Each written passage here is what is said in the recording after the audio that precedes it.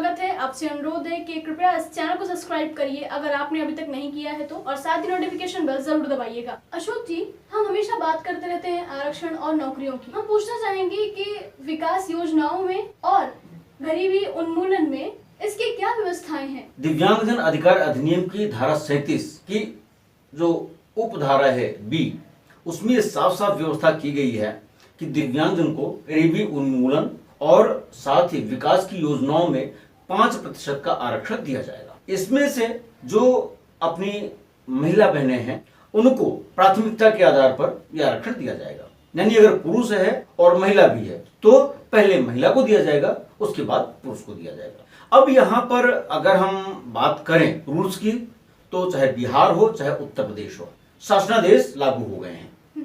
कुछ प्रांत है जिन्होंने नियमावली नहीं बनाई है, वहां भी जल्दी ही बनने वाली है। धरती पर अनुपालन कितना हो रहा है ये देखने वाली बात हो। अभी आप देखेंगे, हम मनरेगा की बात करें, ये जो पिछली वीडियो डाली थी हमने बताया था 5 किलोमीटर की रेडियस में जो भी लोग होते हैं वो जॉब कार्ड के लिए इंटाइटल होते हैं, रोजगार के लिए इंटाइटल होते हैं। लेकिन अब जब जॉब कार्ड को आप देखेंगे और एक एनालिसिस करेंगे तो आप पाएंगे जो दिव्यांगजन की सहभागिता का प्रतिशत है वह नगण्य है। मुझे याद है कुछ गांव सभाएं तो मैं खुद जानता हूं जहां दिव्यांगजन हैं भी, परंतु उनको मनरेगा के तहत काम दिया ही नहीं गया। हो सकता है कि उनको काम कागजों में दिया गया हो और वो सिर्फ कागजों में रह गया, उनके खाते में पैसा भी गया हो और भ्रष्टाचार चलते आधा आधा बंटवारा कर लिया गया हो।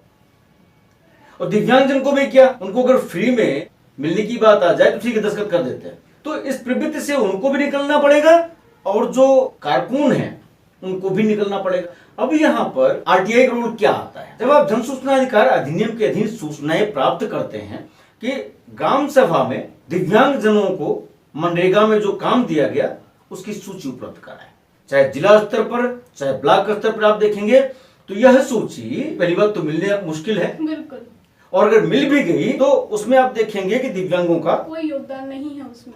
और जब कोई योगदान नहीं है तो अब वहां पर आईपीसी कहां आएगी? क्योंकि दिव्यांगजन के अधिकारों का हनन हुआ, उनको रोजगार का अधिकार था, उनको वंचित किया गया वॉलंटरली, जानबूझकर। आरपीडब्ल्यूडी एक्ट का जब प्रावधान का उल्लंघन होता है तो वह दंडनीय अपराध तो होता ही है। सबको सोचना पड़ेगा, सूचना लेकर के अगर फ्रॉड हुआ, जैसा हमने बताया कि बैंक में पैसे चले गए उस दिव्यांगजन के नाम पर और उसका बंदर बांट कर लिया गया, तो पब्लिक मनी का एम्बेजलमेंट हुआ और एफआईआर भी आ सकती है, अभियुक्त होंगे, दोषी पाए जाएंगे, सजा भी होगी उनको। अशोक जी, हम ये पूछना चाहेंगे कि आपने बात की गरीबी उन्मूलन की और विकास योजनाओं की, तो ये 5% का आरक्षण जो उसमें दिया गया है वो कैसे बांटा जाएगा? तो जब 5% की बात आती है तो फिर वही विसंगति आती है जो हमने पिछली वीडियो में बताई थी कि लोकोमोटर में इतने लोग शामिल हो गए हैं, संख्या बहुत है, उसमें इस 1% को कैसे बांटेंगे, इसके बारे में नियमावली में स्पष्ट प्रावधान नहीं है और यहीं से शुरू होती है वह भ्रष्टाचार की जड़।